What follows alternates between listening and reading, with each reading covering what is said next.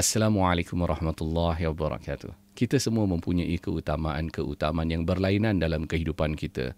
Kita harus beri tumpuan bagaimana hubungan kita dengan Allah Subhanahu Wa Taala. Kita dan ahli keluarga kita, bagaimana kita mentaati perintah-perintah Allah Subhanahu Wa Taala. Dan kita jangan memperkecil-kecilkan usaha orang lain untuk mendekatkan diri kepada Allah Subhanahu Wa Taala. Mungkin kita jalan raya ramai-ramai dan ada sebuah keluarga yang mungkin macam mana pun ingin mendirikan solat secara berjamaah di masjid, dan mereka mempunyai rancangan seperti itu, dan kita harus hormati.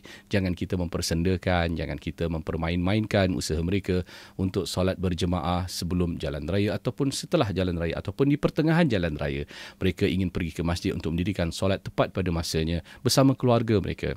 Kita hormatilah pilihan orang kerana ini merupakan hubungan mereka dan Allah Subhanahu Wa Taala. Kerana kita harus fikir bagaimana hubungan kita dengan Allah Subhanahu Wa Taala merupakan pilihan masing-masing sebenarnya.